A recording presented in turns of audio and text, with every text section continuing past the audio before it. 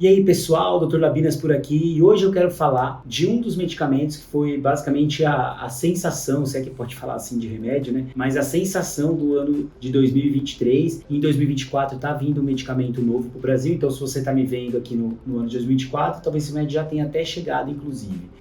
Falamos o quê? Dos análogos da GLP-1, muito conhecidos como a liraglutida, e o principal nome dela é o Saxenda, e também da semaglutida, conhecida como Rybelsus, o Ozempic, que é o mais famoso de todos, e em 2024 também chegando aí o Wegovy. A ideia do vídeo de hoje não é explicar como eles funcionam na obesidade, no diabetes, mas se vocês quiserem, aliás, vocês já podem comentar aqui que eu chamo uma endocrinologista muito referência que poderia ajudar a elucidar um pouco mais o tratamento dessa parte endocrinológica. Então deixa aqui nos comentários que de repente eu faço o convite para ela também. Mas a ideia do vídeo é falar para vocês aonde é que estão estudando esses medicamentos nos transtornos mentais. Isso mesmo. Estou falando aqui de usar Ozempic em pessoas com depressão, com abuso de substâncias associadas a remédios antidepressivos, outros medicamentos. E a ideia é essa. Eles já estão estudando esses medicamentos em ratos, em macacos, por exemplo, e vão começar a tentar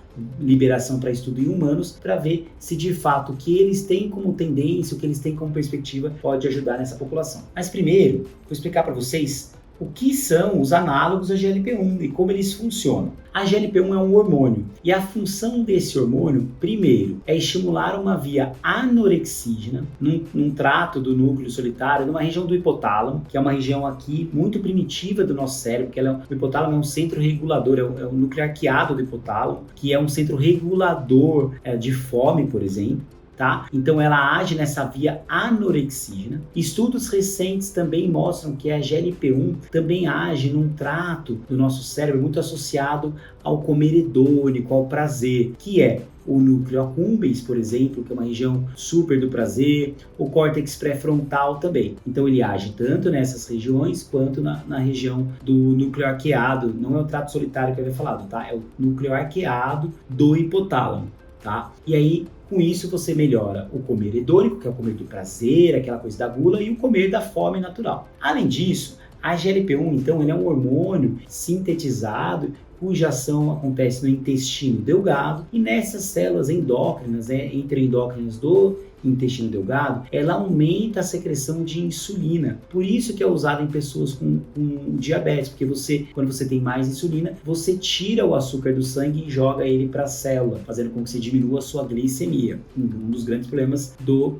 diabetes. Além disso, ele estimula a diminuição do glucagon, que seria um hormônio que faria com que a glicemia aumentasse. Então você pode perceber que ele tem essa ação mais periférica, né, mais em região intestinal, e também tem uma ação mais central, que é essa região do nosso cérebro do comer hedônico e do comer também por apetite. Além disso, ao agir no hipotálamo, ele também diminui um pouco a fome e a sede. A fome, né, a fome que eu já havia falado, a fome natural, mas também a questão da sede, do querer beber. Por isso que as pessoas começaram a pensar assim, poxa, se ele diminui uma coisa do prazer e diminui a ingesta, será que ele pode ajudar em pessoas com algum tipo de dependência de álcool? E aí onde eles começaram a estudar para esses outros fins. Dito isso, então, o que começou a se observar com o uso muito grande da semaglutida, né, da liraglutida, do Ozempic, seus irmãos ali, seus primos, o que se começou a perceber? Os estudos biológicos mostraram que você tem menor apoptose neuronal, ou seja, você tem menos morte cerebral, você tem diminuição da inflamação, você tem cerebral e também uma inflamação sistêmica, você tem mais neuroproteção, você protege seus neurônios contra agentes oxidantes, agentes que vão matando esses neurônios. E essa neuroproteção como um todo, ela é muito favorável a transtornos mentais, porque sabidamente os transtornos mentais eles levam a uma neuroprogressão, eles levam a uma piora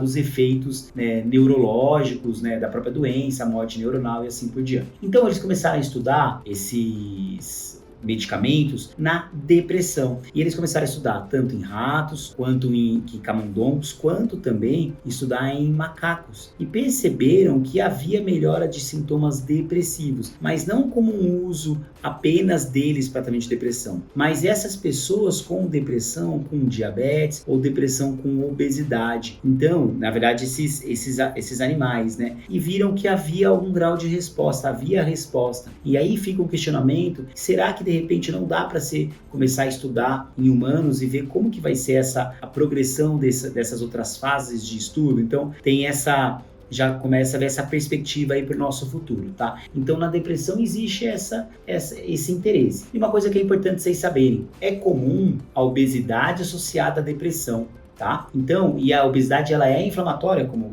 mesmo aqui a gente já supõe, né? Então, a obesidade é inflamatória. Você vem com um agente que diminui a inflamação, isso acaba sendo bastante interessante, porque aí você pode não só lidar com a obesidade, que melhoraria sintomas depressivos, como a própria inflamação gerada pela obesidade, que também seria bem interessante nesse sentido, tá? Então, temos aí para depressão, temos também com o uso de álcool, então também estudos ainda muito pequenos, mas já com algum grau de evidência, em que as pessoas que têm dependência pelo álcool ou uso abusivo de álcool, ao utilizar o Ozempic, ao utilizar essas medicações, como elas agem naquela região do prazer, né, do nosso sistema chamado de recompensa de dopamina, ao agir naquele sistema como um todo, a pessoa ela também acaba diminuindo a vontade de ingerir álcool. E não sei quem de vocês de repente já usou esses medicamentos, deve talvez ter sentido isso, né? Começou a tomar o medicamento e aí começou a ver que não tinha mais muito prazer em beber, tinha mais prazer em tomar vinho, tomar cerveja,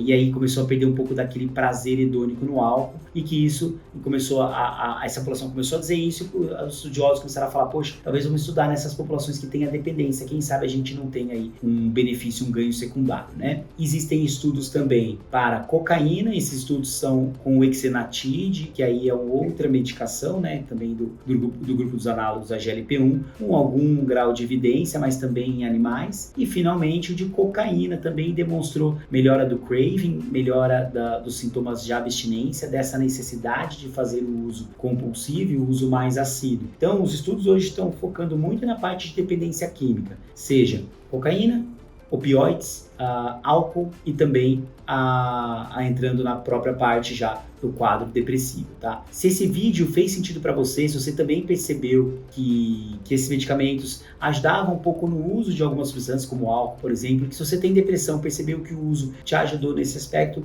não esquece de se inscrever aqui no canal e já dá seu like e compartilha também. Eu só quero deixar uma última informação bem importante que foi divulgada na mídia há um tempo. Esse estudo, esse remédio, para ele ser liberado, estudaram em mais de 350 mil pessoas. E aí foi aprovado, tudo mais. Recentemente, se não me engano foi a Islândia, se não me engano. Ela falou que houve 2 casos de suicídio associados ao Ozempic. E aí a própria agência europeia falou que ia investigar isso. Até o momento não deu nada, não se sabe de fato, eles estão investigando, tá? A gente está falando aqui em novembro de 2023, mas o que se vê na prática clínica é que não tem causado de fato ideação suicida, tá? Acredito eu também, que foi algo de uma população que já tinha de repente algum transtorno mental mais grave e o Ozempic acabou sendo utilizado, porque nenhum dos estudos até hoje mostrou que haveria essa correlação. De qualquer forma, cabe às agências reguladoras para verem se é ou não isso impactante e significativo a ponto de fazer alguma ponderação em relação ao uso do remédio. Bem,